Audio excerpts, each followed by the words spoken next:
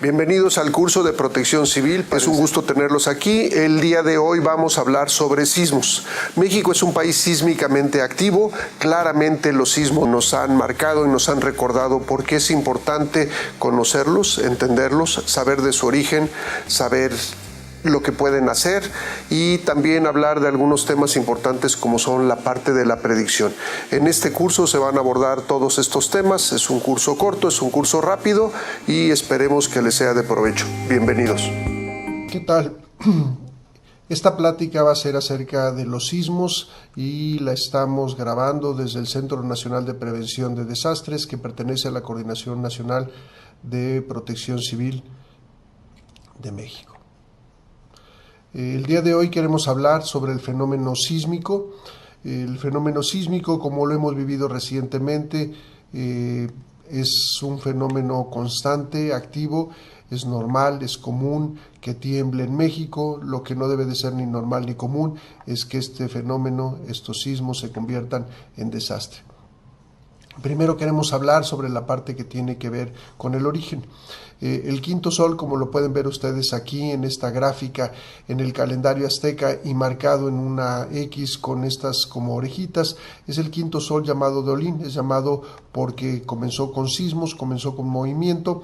Los viejos dicen que en este sol habrá sismos, habrá hambruna que provocarán muertes. Entonces nuestros antepasados ya conocían el fenómeno, ya sabían que temblaba. Lo que no sabían era cuál era su origen, y lo que trataban de hacer pues era protegerse. Nosotros lo hemos visto, por ejemplo, otros símbolos en la Ciudad de México, el ángel de la Independencia, que es un ícono importante porque el ángel se vino abajo en 1957.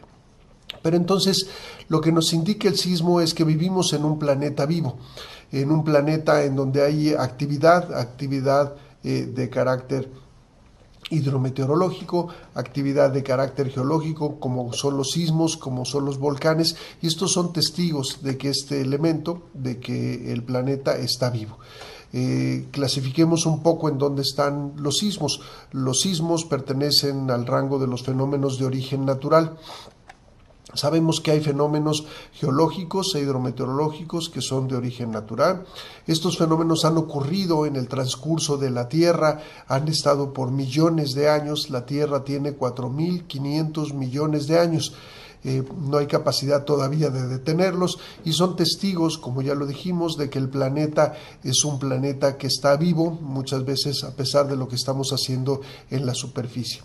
Los peligros de origen geológico son estos agentes perturbadores de origen geológico, productos de la actividad de la corteza terrestre en su constante transformación en el tiempo.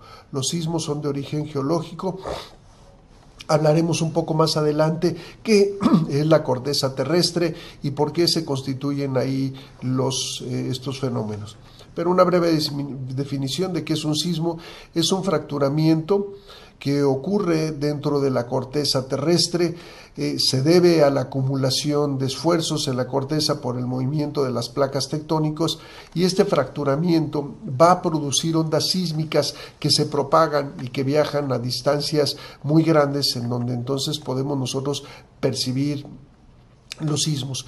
Pero hablando primero de unas definiciones como son la vulnerabilidad sísmica, o sea, qué tan fácil podemos ser afectados por el fenómeno sísmico, y lo podemos poner, por ejemplo, con este ejemplo. Aquí claramente vemos que ante una inundación, la imagen de la izquierda, esta pequeña casita con estas personas, pues está subiendo el nivel del agua y ellos son altamente vulnerables a inundaciones.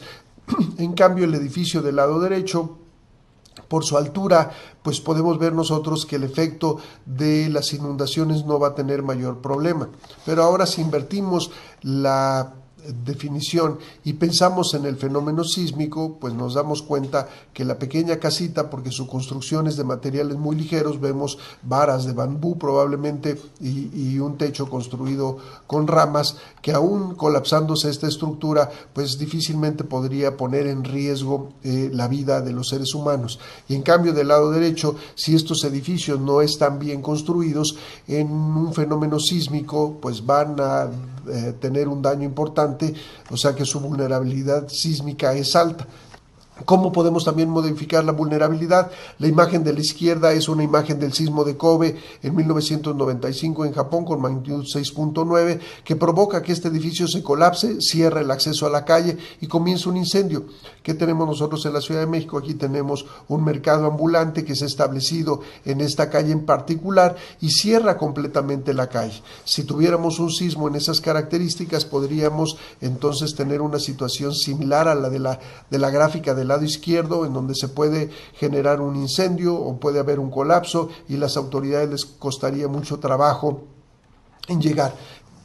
¿Cuál es la situación actual en nuestro país? Hagamos un comparativo breve de sismos anteriores a los del año pasado, del 2017, y podemos ver que, por ejemplo, en Japón un sismo muy grande de magnitud muy alta, es 8.9, aquí hay un error, provoca un número de víctimas de 20,000, y en cambio tenemos este comparativo del sismo de Haití que ocurre el 12 de enero de 2010 con una magnitud de 7, está en cuarto lugar y que provoca más de 222,000 muertos, muchos lesionados y pérdidas muy importantes. Y ese mismo año México tiene un sismo al poco tiempo después, 4 de abril de 2010, comparándolo con este 12 de enero. Es un sismo un poco mayor al de Haití, 7.2, ocurre en la zona de Mexicali y el número de víctimas es 5, lesionados 300 y el costo es menor. Otra vez estamos reforzando aquí de que no es la magnitud la que provoca un desastre, es el grado de preparación que tenemos. Cuando nos preguntamos que quién puede construir entonces esta vulnerabilidad sísmica, podemos escoger en esta lista ingenieros, gobernantes, normalistas, obreros, reporteros, albañiles, neurólogos, constructores, industriales, arquitectos. ¿Quién es el responsable? Es la ignorancia. Andamos buscando una profesión en particular y la respuesta va más allá. Cuando desconocemos el efecto de los sismos, la capacidad que tienen ellos y cada cuando ocurren, entonces el desconocimiento de saber a qué nos enfrentamos nos va a hacer muy vulnerables. Y ahora, ¿quién reduce esa vulnerabilidad? Ya vieron cómo se hace esta parte: colaboración, orientación, normatividad, originalidad, comunicación, iniciativa, memoria histórica, inteligencia, educación, necesidad, trabajo, organización. La respuesta es el conocimiento. Mientras más conozcamos de los fenómenos, en este caso de los sismos, en dónde ocurren estos sismos, cada cuándo ocurren, cuáles son sus magnitudes, cuáles son los efectos en las construcciones y tomemos acciones, entonces serán mejor. Vamos a definir el riesgo sísmico y entramos por la parte de un desastre. Esta es una fotografía del gran sismo en Japón que genera un importante tsunami. Aquí vemos estas personas abajo tratando de salir y la definición de un desastre es aquel evento que tiene repercusiones importantes de manera física y también puede provocar daños en personas o víctimas y el cual no puede ser resuelto por ellos mismos y que va a tener un tiempo más para poder resolver. Aquí vemos claramente que el problema generado por el sismo no se va a resolver en una semana y probablemente no en un mes. Esta es una definición ya un poco más concisa. Dice: el desastre es considerado como la interrupción brusca de la vida cotidiana que genera pérdida de vidas humanas, materiales y ambientales y que supera la competencia, la capacidad de la comunidad afectada para que ellos mismos se puedan sobreponer a este fenómeno a través de sus propios medios. Esa es la definición de desastre. ¿Cómo construimos un desastre?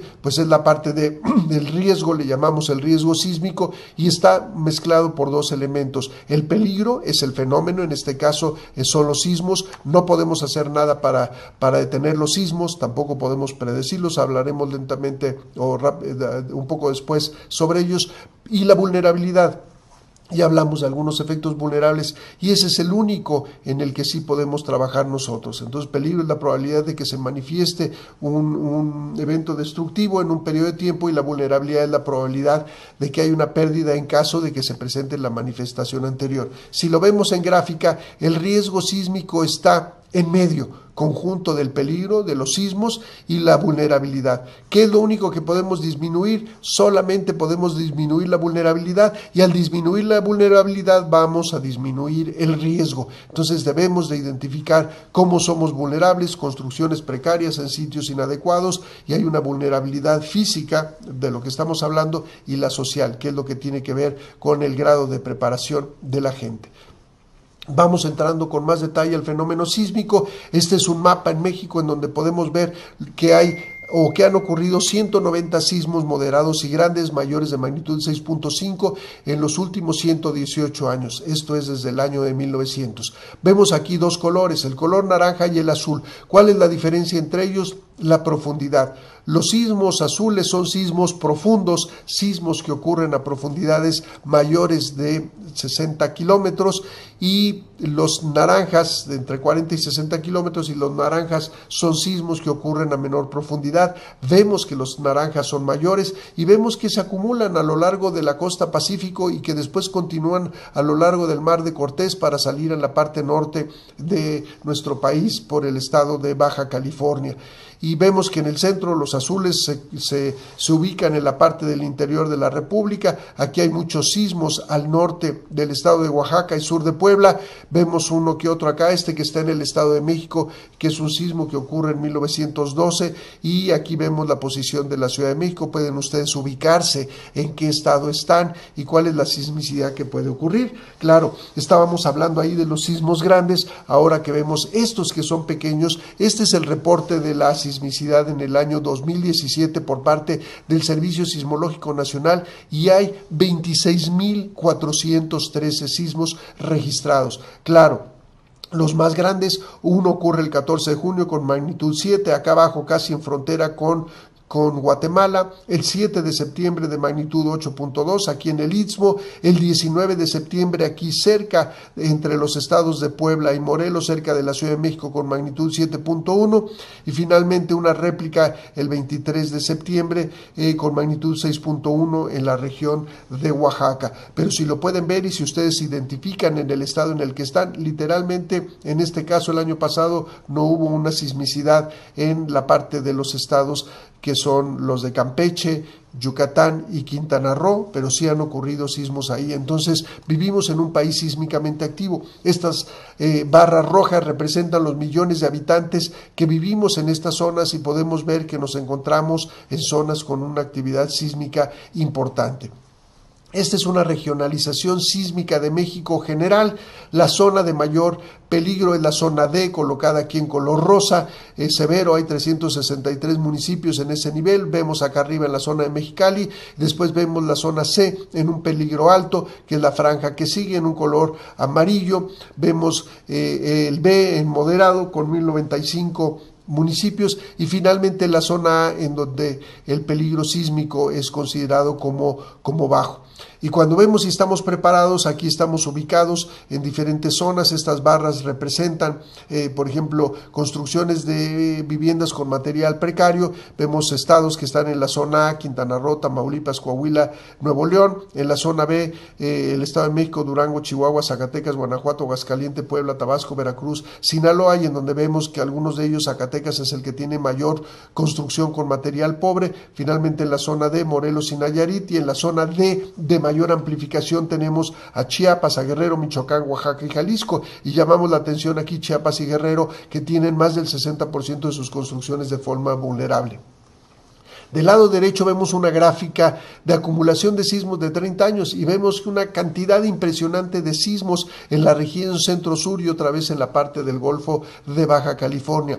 Y del lado izquierdo lo que hemos graficado aquí son el grado de pobreza, y vemos que en los estados de Guerrero y Oaxaca y Chiapas este grado de pobreza es alto. La relación entre un grado de pobreza alto y la sismicidad, o un grado de pobreza intermedio, que son Veracruz, Puebla, la parte de Tabasco y parte de Campeche, pues ante el fenómeno sísmico estas construcciones van a ser más vulnerables porque no son construcciones bien hechas, y que un fenómeno sísmico las va a dañar, como fue el caso de los sismos el pasado septiembre, sobre todo el del 7 de septiembre en la región de Oaxaca y Chiapas, y después el del 19 de septiembre en Puebla y Morelos. Cuando relacionamos sismos y huracanes no es una buena combinación, porque los huracanes producen mucha lluvia que se acumula en las laderas, y un movimiento severo de los sismos en las laderas lo que van a provocar es otro fenómeno del que no hablaremos aquí, algunos de los otros colegas lo harán, y es la parte de la deslizamiento de laderas.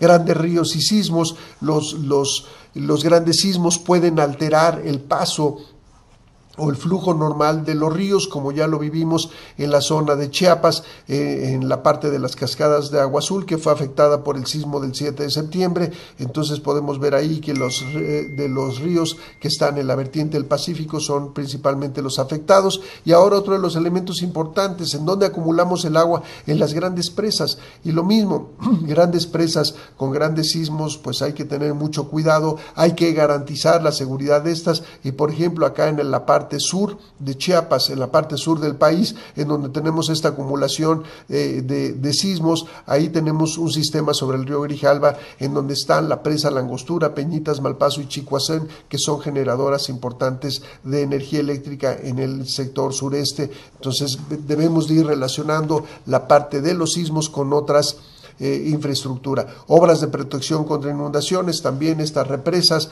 pues tienen que ver, su construcción debe de ser adecuada para resistir el embate de sismos. Cuando tratamos de ver, esta es una tabla muy complicada, pero nos queremos concentrar en la parte central. El fenómeno de sismos y tsunamis, como está señalado en este elipse azul, vemos que su impacto económico es alto, que el impacto regional es, que los sismos es regional y los tsunamis es muy regional, que el impacto en las personas también es muy alto y en la pérdida de vidas también es muy alto. Y cuando comparamos con otros fenómenos, esos impactos son menores. Volcanes en inestabilidad de laderas, lo podemos ver aquí en verde, moderados o bajos, y lo mismo en inundaciones, no tienen estos impactos que son muy altos en la economía, en la zona que son grandemente difundidos, regionales, y el impacto en personas, el estrés, la cuestión psicológica después de un sismo y la pérdida de vidas.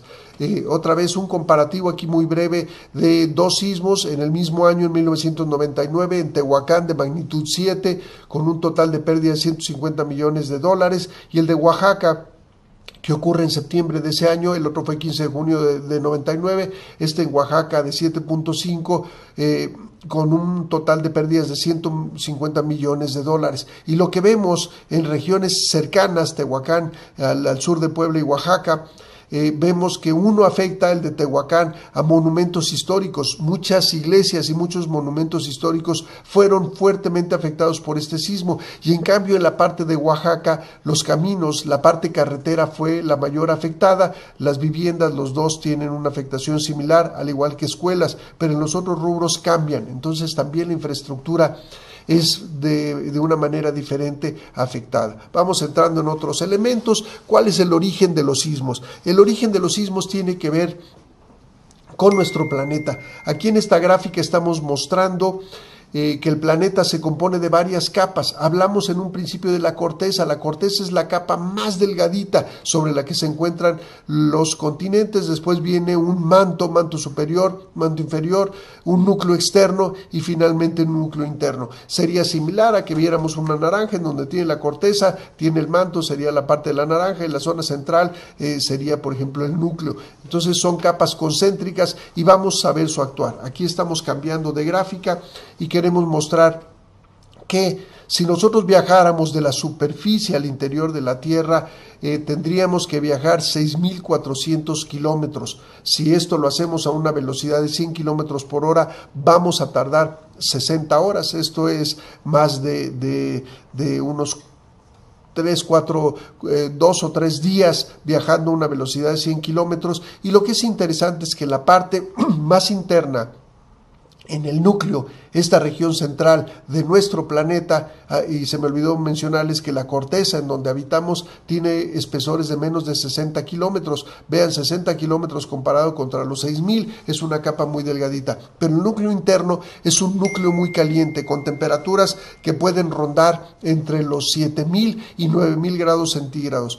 ¿Y qué queremos hablar de cuál es el efecto de esas temperaturas? Como lo estamos mostrando en este recipiente, déjenme ponerlo más grande. Si nosotros colocamos agua sobre una estufa y le encendemos y le colocamos unos pedacitos de madera, lo que vamos a ver es que esos pedacitos de madera se separan. ¿Por qué se separan? Porque el agua caliente en este punto sube y empuja de manera lateral a el agua, mueve la madera, el agua se enfría y comienza a regresar. Si este ejercicio lo hiciéramos con una sopa de letras, veríamos que las letras que están en la parte de abajo se calientan, disminuye su densidad, suben, se enfrían y vuelven a bajar. A este proceso de bajar, subir, calentarse y enfriarse se conoce como corrientes de convección. El calor está siendo transferido de la parte del calor más intenso abajo a la superficie en donde se enfría.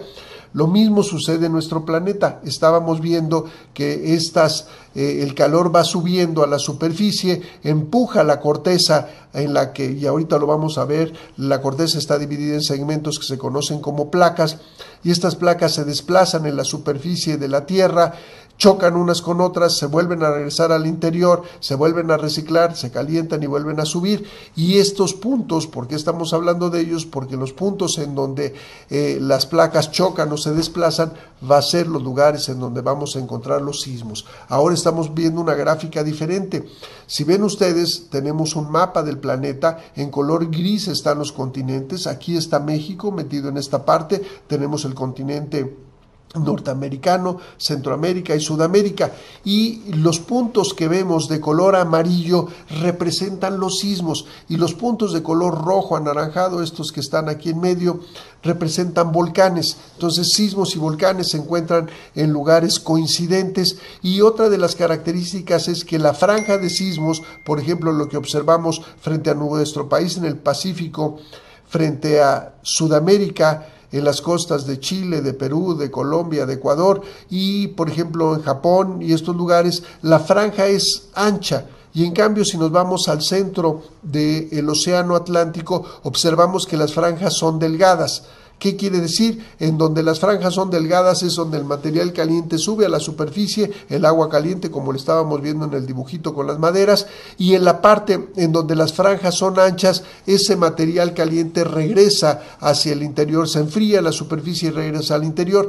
Aquí lo que vemos entonces es que nos ha mostrado estas piezas, figuras que se conocen como placas tectónicas, pero que podemos pensar que representan las piezas de un rompecabezas que se mueve, y estas flechitas indican algunos sitios en donde algunos sismos importantes han ocurrido. Aquí vemos el de Japón, el de Sumatra, en la parte sur, en Chile vemos el de Mexicali, vemos en la región de Ometepec, Pinotepa y Haití. Entonces podemos ver que no tiembla de la misma forma en todos los lugares. Regresamos a la parte de la cultura. Este es el símbolo de Olin, en donde representaban nuestros antepasados un sismo porque era movimiento. Está esa X con orejitas, y este círculo en medio lo que nos está indicando es que fue un sismo que ocurrió en la noche. El ojo está cerrado y podemos ver por este símbolo, este glifo, que fue en el año 1 pedernal, que equivaldría a 1480. Entonces nuestros antepasados ya lo sufrían. ¿Cómo sucede un sismo? Si ustedes toman un lápiz en sus manos, lo toman y lo van doblando, se pueden dar cuenta qué tanto deben de aplicar el esfuerzo, qué tanto deben de doblar sus dedos para que finalmente el lápiz se rompa. Podemos empujarlo más o menos fuerte y comienzan a ver que se empieza a doblar, y si le dan un empuje más fuerte se va a romper, y si toman otro lápiz se van a dar cuenta de que con la misma fuerza rompen el mismo lápiz, pero si les cambian el lápiz y les dan una barra de acero, se van a dar cuenta que entonces ya la misma fuerza que antes rompía el lápiz ya no va a romper el acero. Así suceden los sismos, pero lo que estamos rompiendo es roca, estamos acumulando esfuerzo, y cuando finalmente la roca no resiste, se generan los sismos. ¿Qué ocurre para que se generen un sismos? Debe de haber un desplazamiento, un deslizamiento entre dos segmentos de la corteza, es lo que estamos haciendo nosotros con los dedos con el lápiz. Las dimensiones de estas áreas son diferentes, pueden ser pequeñas o grandes. Podemos tomar un lápiz, podemos tomar una rama de un árbol, o podemos tomar el árbol, y vamos a ver que cada vez que el área es más grande la podemos romper, pero vamos a necesitar de acumular mucho más energía. A estas áreas son áreas de ruptura. En el lápiz claramente el área de ruptura es muy pequeñita, en una rama la ruptura es más grande, el área de ruptura, y finalmente en un árbol es mucho mayor. El sismo del 85, para darles un poco de idea, tuvo un área de ruptura de 150 kilómetros por 80 kilómetros. 150 kilómetros sería la distancia entre la Ciudad de México y Querétaro, y 80 sería la distancia entre México, un poco más de la distancia entre México y Cuernavaca. Un sismo grande en Japón Japón tuvo un área de ruptura de 400 por 200 kilómetros y esta ruptura ocurre dentro del interior de la Tierra. Muchas veces no se ve y mientras más grande sea el área de ruptura, más grande va a ser el sismo. Aquí, si lo vemos de forma gráfica, del lado derecho podemos nosotros observar lo que es la falla que está por debajo de la superficie, se genera ese fracturamiento, vean que es un rectángulo el que se rompe y comienza a generar estas ondas sísmicas. ¿Cómo viajan las ondas sísmicas? Sería de la misma forma en que las observamos cuando tiramos una pequeña piedrita en una alberca y se empiezan a propagar de forma concéntrica. La altura de estas olitas dependerá si es una piedra pequeña, lo veremos como está aquí, porque son gotas de lluvia, pero si soltamos un ladrillo, lo que vamos a ver es que se van a propagar de la misma forma, de manera circular, pero que la amplitud es mucho mayor. Aquí lo vemos otra vez la forma de deslizar, y del lado izquierdo lo que estamos mostrando de manera gráfica es que si tenemos capas de la Tierra, las sometemos a estas fuerzas representadas por las flechitas y vamos empujando, se van doblando, finalmente se comienza a formar una fractura y después se rompe y es lo que provoca la parte de un sismo. ¿Cómo podemos saber que estos sismos y estas placas han estado? Bueno, se ha reconstruido que la Tierra hace 223 millones de años, acuérdense que tiene 4.500 millones de años, existía en un solo gran continente, Pangea. Aquí podemos identificar a África, la parte de Europa, Norteamérica, México estaría más o menos aquí. 200 millones se empieza a separar este supercontinente conocido como Pangea. Aquí vemos el Golfo de México y esta sería la parte en donde está México. 135 millones se van separando, Sudamérica y África están todavía juntas y 35 millones, hace 35 millones la separación es mayor. Aquí seguimos viendo la parte del país y finalmente en los últimos 35 años se forma el resto de nuestro país hacia la parte del sur, de la parte central, y se genera la distribución de los continentes más o menos de forma actual. Si lo vemos ahora de nuevo en esta gráfica y colocamos encima las placas tectónicas y su división, vemos cómo están plasmados y observamos, por ejemplo, estas flechas indican hacia dónde se están moviendo. ¿Se acuerdan que veíamos en la gráfica anterior que África y Sudamérica estaban juntas y material sale en medio del Océano Atlántico y se van separando? Lo vemos de nuevo, reciben nombres principalmente geográficos. ¿En dónde está México? Aquí en el centro. Estamos en la placa norteamericana, ahorita hablaremos con más detalle. La más grande es la Pacífico, está la euroasiática, la africana, la sudamericana. La que está frente a la sudamericana es la de Nazca y veremos estas dos con más detalle, y la indo-australiana. Cuando vemos la distribución espacial de los sismos, ya habíamos hablado de esta gráfica, están claramente concentrados en franjas o en puntos. Y lo que es curioso es cuando relacionamos la población, vemos que literalmente estamos sobre las zonas de sismos y uno se preguntaría por qué estamos nosotros ahí, si somos masoquistas o no, y la respuesta es que no. Los sismos van deformando la corteza, forman montañas, las montañas son erosionadas por las tormentas y las lluvias, van generando suelos, se acumula el agua, los suelos, y son terrenos fértiles en donde las civilizaciones se fueron asentando. De nuevo, esta es una gráfica importante, pero ahora la vamos a ver con las placas que interactúan en México. Vimos la parte de los sismos y vemos que todo el país está en la placa norteamericana, con excepción de ¿quién? De Baja California y Baja California Sur, que están en la placa del Pacífico y que se están desplazando lentamente hacia el noreste, y hay una pequeña placa que interactúa frente a los estados de Colima, Jalisco, el estado de Nayarit y Sinaloa, y que se conoce como la placa de Rivera. Y más abajo está la placa del Pacífico, que surge en este punto que se conoce como la dorsal del Pacífico Este, viaja hacia nuestro país y se hunde por debajo de la placa norteamericana. Y si ven en el punto de contacto, aquí esto no debería ser la placa Pacífico, es la placa de Cocos, es el nombre, y el punto en donde se sumerge por debajo de la placa norteamericana es en donde hay una gran cantidad de sismos. los sismos importantes, y después está todavía una placa más que está hacia el sur, tocando ligeramente al estado de Chiapas, y es la placa del Caribe. Vemos sismicidad de otro año, el 2012, y vemos cómo se acumula en estos lugares en donde interactúan las placas en México. Repasamos la placa norteamericana, la placa del Pacífico, en donde está las Baja Californias, una pequeña placa aquí del Riviera frente a Colima, Jalisco, Nayarit y Sinaloa, la placa de Cocos, que es responsable por esta sismicidad a lo largo de los estados de Colima, de Michoacán, de Guerrero, de Oaxaca y de Chiapas, y finalmente hacia el sur una placa conocida como la placa del Caribe. ¿Qué sucede en la parte de nuestro país? Vemos nosotros en esta zona de subducción, lo dijimos, esta placa de Cocos se origina aquí en la dorsal del Pacífico Este, se va desplazando por el mar y finalmente llega en contacto con la placa norteamericana, y es el ejemplo de lo que estamos poniendo estos señores. Es como si se estuvieran empujando entre ellos. Aquí hay mucho esfuerzo y finalmente cuando uno de ellos lo vence, se genera un desplazamiento, se genera una vibración, comienzan a aparecer las ondas sísmicas que viajan a distancias lejanas. Entonces en nuestro país tenemos condiciones muy particulares de estos desplazamientos, y si nosotros vemos lo que pasó con la península de Baja California, de ahí surgió, lo vamos a repetir, sale del costado de los estados de Sonora, de Sinaloa y de Nayarit, se ha venido desplazando a una velocidad de 4 centímetros. 4 centímetros debe de ser más o menos sus 4 dedos juntos, y eso sería lo que se desplaza en un año. 10 años desplazaríamos 40 centímetros, sería más o menos el espacio entre el codo y la mano, y en un plazo de 100 años serían 4 metros. 4 metros es una distancia realmente muy corta.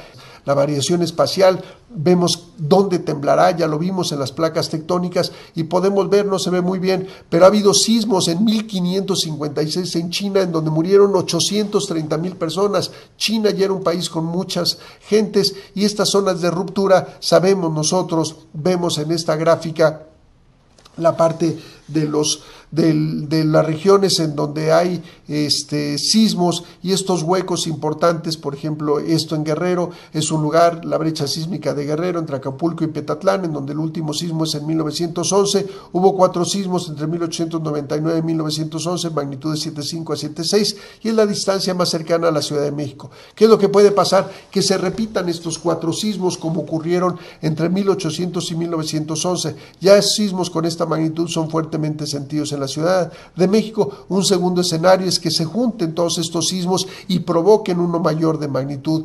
8.2, ya es un sismo respetable, importante. El del 85 fue de 8.1, y un tercer escenario es que se junte hasta el sismo de 1957, conocido como el sismo del Ángel, y se genere un sismo mucho mayor. Este es el escenario menos probable porque no hay evidencia de que haya habido un sismo importante.